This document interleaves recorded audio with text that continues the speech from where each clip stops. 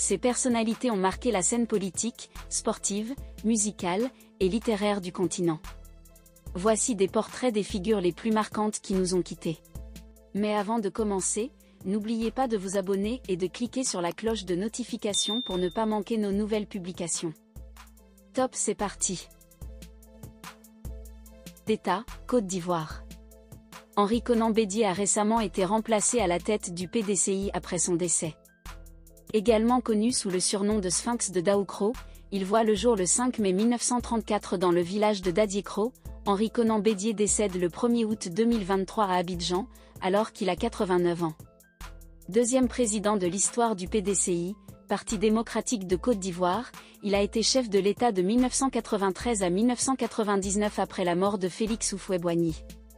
Il est à ce moment président de l'Assemblée nationale de Côte d'Ivoire. De l'avis de plusieurs, il a connu une ascension assez rapide dans la politique.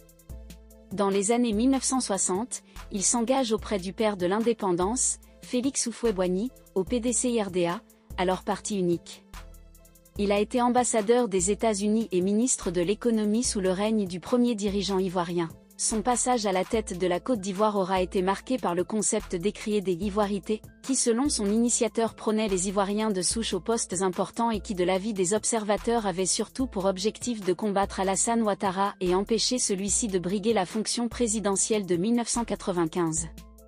Les analystes estiment que ce concept a contribué à la montée de la tension lors de la décennie de crise armée qui s'est soldée par les violences post-électorales de 2010 à 2011 ayant fait 3000 morts. Jusqu'à son décès, il était considéré comme l'une des figures les plus importantes de la vie politique de la Côte d'Ivoire. Jadis opposant à l'actuel président Alassane Ouattara, Henri Konan Bédié l'avait soutenu au deuxième tour de la présidentielle de 2010, puis au moment de sa réélection en 2016. Surnommé le Sphinx, Bédié était retourné depuis 2018 dans l'opposition, où il s'est rapproché des partisans de Laurent Gbagbo. Il n'excluait pas d'être candidat à la prochaine élection présidentielle en Côte d'Ivoire en 2025.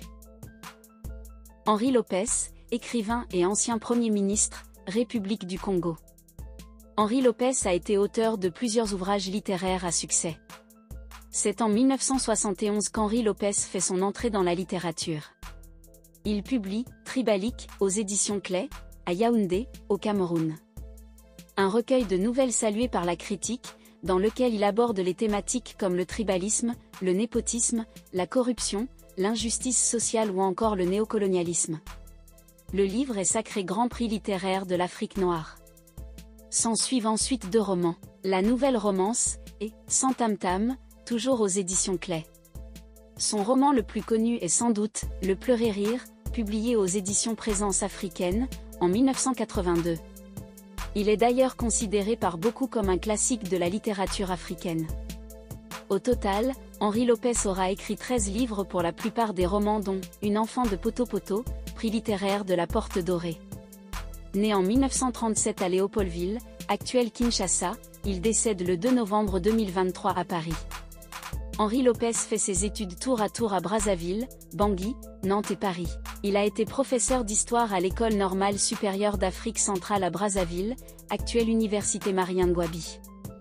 Homme politique, il a été Premier ministre du président Marien Ngouabi entre 1973 et 1975. Mais avant, il a servi comme ministre de l'Éducation nationale en 1969, ministre des Affaires étrangères en 1972, puis ministre des Finances de 1977 à 1980, après son passage au Premier ministère. Dans les années 1980 et 1990, il a travaillé à l'UNESCO comme directeur adjoint pour l'Afrique, avant d'être nommé ambassadeur du Congo en France en 1998, poste qu'il a occupé pendant 17 ans.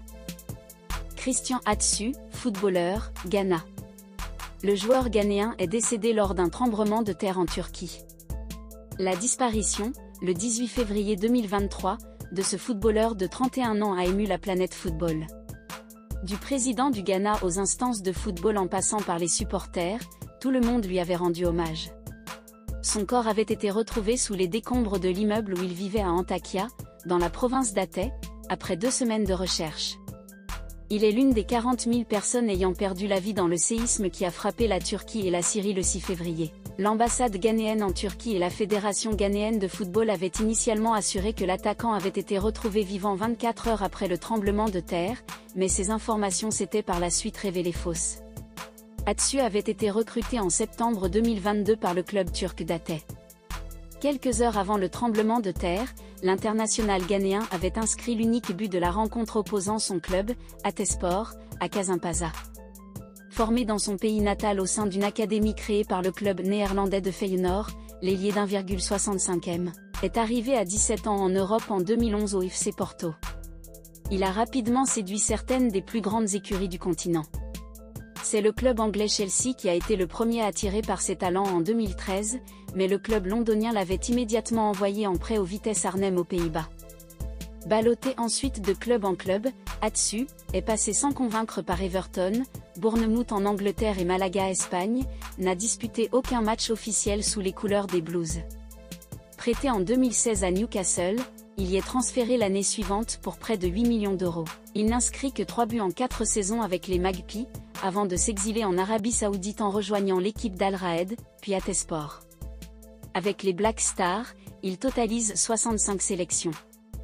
Avec 4 éditions de la Coupe d'Afrique des Nations, il avait été désigné meilleur joueur de l'édition 2015 où le Ghana s'était incliné en finale au tir au but contre la Côte d'Ivoire et figure aussi dans l'équipe type en 2017.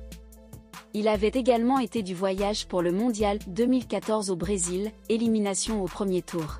Impliqué dans plusieurs actions caritatives dans son pays et en Afrique, Atsu laisse une veuve et 3 enfants. Yacouba Sawadogo, environnementaliste et agriculteur, Burkina Faso. Yacouba Sawadogo, à gauche, recevant le prix Right Livelihood lors de la cérémonie de remise du prix Right Livelihood à Stockholm, en Suède, en 2018.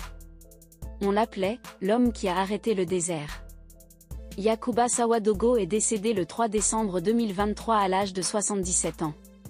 Il était mondialement connu pour avoir redonné vie à une forêt dans sa localité de naissance. Dans les années 80, la province de Yatanga, dans le nord du Burkina Faso est touchée par de graves sécheresses provoquant une chute drastique des rendements agricoles et par conséquent une famine pour la population. Pour trouver une solution, celui qui a fait l'école coranique au Mali va s'inspirer d'une technique ancestrale, le zé. Elle consiste à faire pousser les cultures dans des fosses qui retiennent les pluies et dans laquelle on dépose des matières organiques. Mais Yacouba va améliorer la technique, non seulement il prépare les fosses plus tôt, mais il les fait plus larges et y ajoute des pierres. Une amélioration qui va porter des fruits car elle permettra de créer une forêt de près de 40 hectares sur des terres arides. La forêt Bangraga abrite aujourd'hui plus de 90 espèces différentes et un riche biotope animal et végétal. Yacouba Sawadogo a reçu le prix Right Livelihood en 2018 pour son combat contre la désertification, et le titre de « Champion de la Terre » en 2020 des Nations Unies. John Fungi, homme politique, Cameroun. John Fungi a marqué l'histoire politique du Cameroun avec sa prestation lors de la présidentielle de 1992. Il serait difficile de parler de l'histoire politique du Cameroun sans mentionner le nom de John Fungi. Il est encore considéré comme l'opposant historique du président camerounais Paul Biya. L'histoire de son parti, le SDF, Social Democratic Front, est très liée à l'instauration du multipartisme au Cameroun. Créé en mai 1990, le SDF est présent à la première présidentielle multipartite en 1992. Fungi arrive deuxième avec 35,97%, derrière Paul Biya, 39,98%, selon les résultats officiels. Le candidat du SDF, soutenu par une large partie de la population, conteste les résultats. La Cour suprême valide l'élection et il est placé en résidence surveillée pendant plusieurs mois. Il boycotte la présidentielle de 1997 et de nouveau candidat aux présidentielles de 2004 et 2011 sans toutefois renouveler l'exploit de 1992. Il s'est réengagé dans la course en 2011 avant de jeter l'éponge lors de la présidentielle de 2018. Il n'a pas été candidat. C'est Joshua Ozi, premier vice-président du parti qui va représenter les couleurs du parti. Il recueille 3,35% des voix. Signe d'un parti politique en décadence. Pour preuve, le parti n'obtient que 5 sièges sur 180 aux législatives de 2020. À son décès, le Social Democratic Front est en proie aux divisions internes. Fungi est né dans le village de Baba 2, près de Bamenda dans le nord-ouest anglophone du Cameroun en 1941. Il décède dans la nuit du 12 juin au 13 juin à Yaoundé, la capitale camerounaise. D'abord petit vendeur ambulant, il est devenu un homme d'affaires prospère, créant les librairies et Bibi. Ismaïla Touré, musicien, Sénégal. Le groupe sénégalais Touré Kinda se produit en concert le 7 juillet 2004 lors de la 23e édition du festival Jazz à Montauban. Né le 24 avril 1950 à Ziguinchor, sud du Sénégal, Ismaïla Touré est décédé le 27 février 2023 des suites d'une longue maladie. Il est le fils de Dabi Touré, artisan cordonnier originaire du Mali qui s'installe à Ziguinchor en Casamance dans le sud du Sénégal. Dès leur plus jeune âge, au cours des cérémonies religieuses, les frères Touré, Amadou, Ismaïla, Siksu, Ousmane et Amidou Touré chantent en mandingue, diola et wolof des chansons traditionnelles jouées à la kora et au sabar. Ismaïla et Siksu forment en 1978 le groupe Touré Kinda. Le groupe est considéré comme pionnier des musiques africaines en France à la fin des années 1970. Tous deux ont ainsi régné pendant de longues années sur ce qu'on appelle la world music dans la décennie 1980. Leur musique est un mélange de rythmes africains traditionnels avec des influences funk, reggae et pop. Le groupe avait été lancé avec le tube « EMMA », sorti en 1980.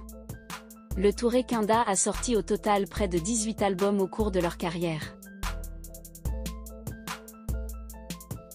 Zahara, chanteuse, Afrique du Sud. La chanteuse sud-africaine Zahara.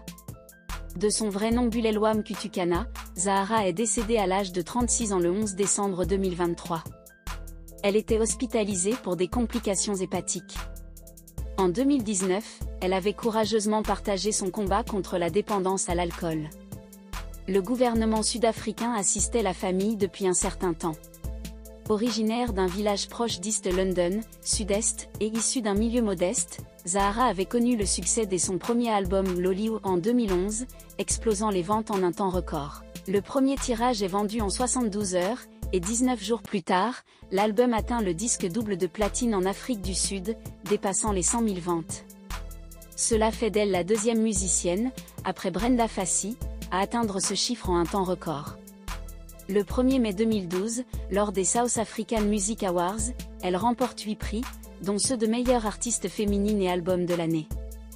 La même année, elle se voit attribuer également un Cora Awards. À travers 5 albums, Zahara avait accumulé de nombreux prix, locaux et internationaux. En 2020, elle figurait dans la liste des 100 femmes de la BBC.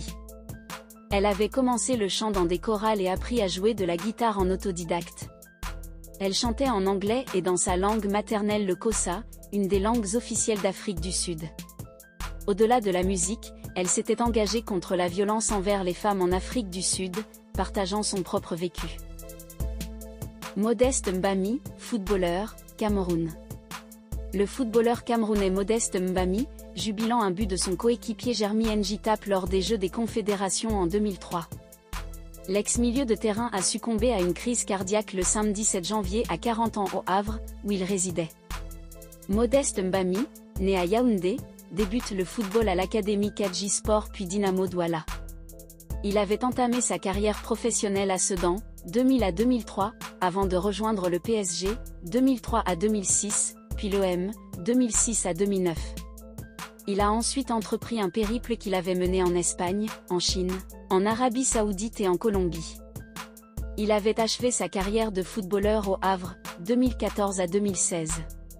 Mbami comptait 2 Coupes de France à son palmarès, remportées avec le PSG, 2004-2006.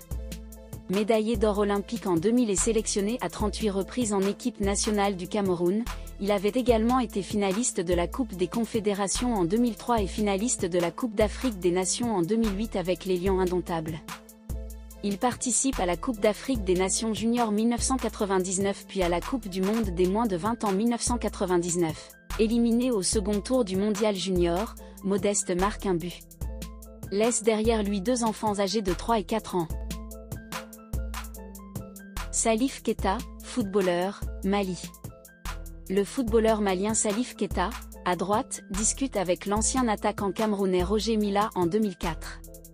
Premier ballon d'or africain, la légende du football Salif Keita est décédé le 2 septembre 2023 à l'âge de 76 ans. La Panthère Noire, comme on l'appelait, fut l'une des premières stars du football africain. Il voit le jour le 12 décembre 1946 à Bamako. Il devient le plus jeune international de l'histoire des Aigles du Mali, lorsqu'il est sélectionné pour la première fois en équipe nationale en 1963. Il est alors âgé de 16 ans. Sa célébrité commence avec le Stade malien de Bamako, avec qui il perd la finale de la première Coupe d'Afrique des clubs champions, en 1965, face à l'Oryx de Douala. L'année suivante, avec l'AS Real de Bamako, son club d'origine, il cède une nouvelle fois en finale face au Stade d'Abidjan. Mais le jeune prodige est sacré meilleur buteur de la compétition avec 14 buts en 8 matchs et remporte, au final, 3 titres de champion du Mali avec l'AS Real. Il arrive à Saint-Étienne en 1967, à l'âge de 23 ans. Avec les Verts, il a été champion de France à 3 reprises, 1968, 1969, 1970, et 2 fois vainqueur de la Coupe de France, 1968, 1970, avant de partir à Marseille en 1972. Il a ensuite joué à Valence, en Espagne, au Sporting Portugal avant de terminer sa carrière à Boston aux États-Unis. L'ex-attaquant avait été ministre délégué auprès du Premier ministre chargé de l'initiative privée dans le gouvernement malien de transition, 1991 à 1992. En juin 2005, Salif est élu président de la Fédération malienne de football pour un mandat de 4 ans. Il reste à ce poste jusqu'au 16 juillet 2009. Premier ballon d'or africain en 1970, il est soulier d'argent européen. Il fut décoré par la CAF, la FIFA, le France et le Mali. Il est également sacré au « Panthéon de la gloire » du sport africain en 2011. Il crée le premier centre de formation de football professionnel du Mali en 1994, le centre Salif Keita. Le centre est depuis devenu un club professionnel évoluant en première division malienne. Salif Keita avait aussi joué dans le film « Le Ballon d'Or », librement inspiré de son histoire. Surnommé « Domingo » par ses amis en référence à un nom vu sur le générique d'une affiche de cinéma alors qu'il avait 10 ans, Salif Keita fut l'un des plus grands attaquants de sa génération.